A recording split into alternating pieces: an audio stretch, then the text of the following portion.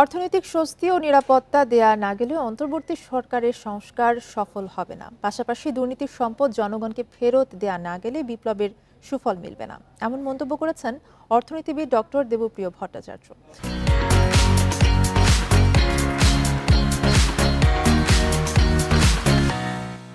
এ বিষয়ে আলোচনা করতে রাজধানীর গুলশান থেকে আমাদের সাথে আছেন অর্থনীতিবিদ ওয়াজিদ হাসান শাহ। আপনাকে স্বাগত জানাচ্ছি ইন্ডিপেন্ডেন্ট সংবাদে।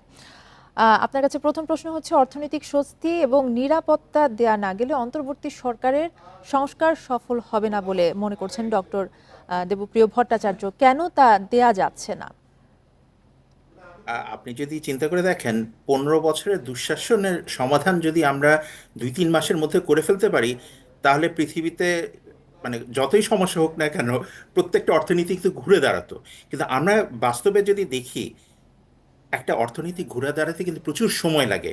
আমরা যদি শ্রীলঙ্কার উদাহরণটা টানি, শ্রীলঙ্কার অর্থনীতিকে কিন্তু ঠিক করতে মানে এখনো কিন্তু সেটা বিপদের মুখোমুখি আছে। এখনো বলা হচ্ছে অনেক ধরনের কঠিন পদক্ষেপ তাদের নিতে হবে তাদের অর্থনীতিটাকে ঠিক ঠিক পথে আনার জন্য। 2 বছরের বেশি কিন্তু হয়ে গেছে। তারা মুদ্রাস্ফীতিটাকে নিয়ন্ত্রণ করতে পেরেছে। শ্রীলঙ্কা একটা মানে দ্বীপ, তাদের জনসংখ্যা আমাদের থেকে অনেক কম। আমাদের মানে জনসংখ্যা তো অনেক, আমাদের দেশের আকারের তুলনায় আমরা মানে আমাদের যে জনসংখ্যা, সেই জনসংখ্যার এই যে খাদ্য নিরাপত্তা থেকে শুরু করে সবকিছু নিশ্চিত করতে কিন্তু অনেক মানে বেগ পেতে হয়। এবং আপনি পাশাপাশি রাজেক ভাই যে কথাটা বলেছিলেন যে আমাদের রিজার্ভের কথা, আপনি চিন্তা করে দেখেন, আমরা বলতাম যে 2021-এর অগস্টে আমাদের রিজার্ভ 48 বিলিয়ন ছিল। সেটা হয়তো নেট রিজার্ভ না, গ্রস রিজার্ভ। কিন্তু সেই রিজার্ভ কিন্তু অর্ধেকের নিচে নেমে আসছে 3 বছরের মধ্যে। সেখান থেকে রিজার্ভ ঠিক করা, রিজার্ভ থেকে ডলার বিক্রি না করে আমাদের বৈদেশিক ঋণের পরিমাণ কমানো, এই পদক্ষেপগুলো যে নেওয়া হয়েছে, আর্থিক খাতে কিছুটা শৃঙ্খলা অবশ্যই ফেরত আসছে। কিন্তু এখন আমরা জানি যে মানে সরকার পতন যে যে সরকার পতন হলো, তার পরে অনেকদিন কিন্তু রাস্তায় পুলিশও ছিল না। বিভিন্ন ধরনের, যেটাকে বলা হচ্ছে মব জাস্টিস, এই ধরনের ঘটনা যে ঘটছে। তারপরে বিভিন্ন দেখা গেল 3 বছর আগে নাকি কারখানা বন্ধ হয়ে গেছে, শ্রমিকদের ঠিকমতো বেতন দেয়নি। এগুলির কারণে এখন রাস্তা বন্ধ হচ্ছে, নিরাপত্তাহীনতায় মানুষ ভুগছে, সড়ক অবরোধ হচ্ছে। এই ধরনের ঘটনাগুলো যে ঘটছে। আসলে চলছে। এছাড়া কিন্তু পাশাপাশি বলাও হচ্ছে যে দুর্নীতির সম্পদ জনগণকে ফেরত দেয়া না গেলে বিপ্লবের সুফলও মিলবে না। কিন্তু এসব সম্পত্তি কেন বাজেয়াপ্ত করা হচ্ছে না? আপনি চিন্তা করে দেখেন, আপনার এসএলএম গ্রুপের যে উদাহরণটা টানলেন, এসএলএমের যদি এখন সম্পত্তি বাজেয়াপ্ত করে সব বিক্রি করে দেওয়া হয়, কারখানাগুলো যদি চালু না থাকে, এখানে কিন্তু অনেক মানুষের, 40-50 হাজার মানুষের কিন্তু এখানে কর্মসংস্থান জড়িত।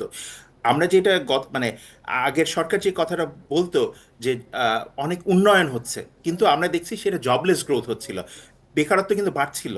এই এই যে অর্থনৈতিক সমস্যাগুলোর কারণেই কিন্তু সরকারের পতন হওয়ার সময়ের ব্যাপার ছিল, যে অবস্থায় গিয়ে দাঁড়িয়েছিল, দুর্নীতি যে পর্যায়ে চলে গেছিল। অথচ আপনি এখনো দেখেন, এখনো কিন্তু দেশের বাইরে টাকা পাচার হচ্ছে। কয়েকদিন আগে কিন্তু প্রকাশ পেল আপনাদের খবরেই যে ইন্ডিয়ায় শ শ কোটি টাকা পাচার হচ্ছে। সেটা দিয়ে ওখানে যারা পালিয়ে গেছে নেতা নেত্রীরা, তারা ওই টাকার উপর ভর করেই তাদের মানে বিলাসী জীবনযাপন করছে, এখনো কিন্তু হচ্ছে। সুতরাং মানে এইটা করা খুব কঠিন কাজ, রাতারাতি সবকিছু পরিবর্তন করে দুর্নীতিকে দূর করা এবং সবকিছু বাজেয়াপ্ত করলে, বললাম তো, there are side effects of all this. একটা অর্থনীতির থেকে টাকা কোন দিকে কিভাবে যাচ্ছে, এবং বিদেশে যে টাকা চলে গেছে সেটা, আমরা রিজার্ভ চুরির কথা যে বলি 2016 সালে, যার জন্য একজন গভর্নরকে পদত্যাগও করতে হলো, সেই রিজার্ভ চুরির কতটুকু টাকা আমরা এতদিনে ফেরত আনতে পেরেছি? এখনো প্রায় $60 মিলিয়ন কিন্তু আমরা ফেরত আনতে পারিনি। সুতরাং এগুলি খুব সময়বহুল ব্যাপার।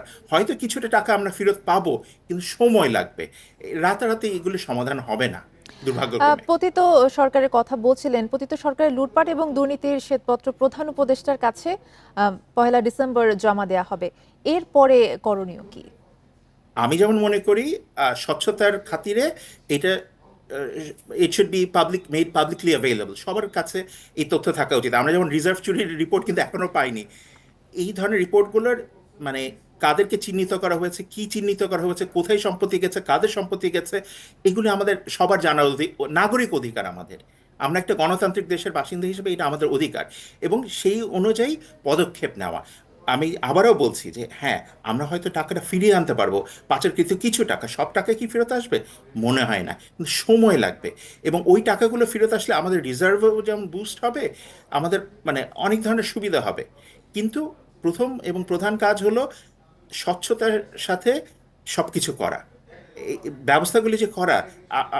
এটা প্রায়ই আসছে যে বিভিন্ন ধরনের যে মামলা দায়ের হচ্ছে, অনেকের নামে খুনের মামলা হচ্ছে, যারা হয়তো ওইভাবে জড়িত না, কিন্তু দুর্নীতির মামলা করে। এবং মানে প্রপার প্রসিজারাল কোনো মানে প্রপার প্রসিজারে এগোতে হবে, কোনো ধরনের যেন প্রসিজারাল ল্যাপস না হয়, সবকিছুই যেন নিয়মতান্ত্রিকভাবে হয়। এইভাবে আমরা যদি এগোতে পারি, তাহলে আমাদের ভবিষ্যতে ইনশাল্লাহ আমরা একটা কি বলবো, একটা শক্ত ভিতের উপর দাঁড়িয়ে সামনের দিকে এগোতে পারবো। জি, আপনাকে অসংখ্য ধন্যবাদ আমাদের সাথে যুক্ত হবার জন্য।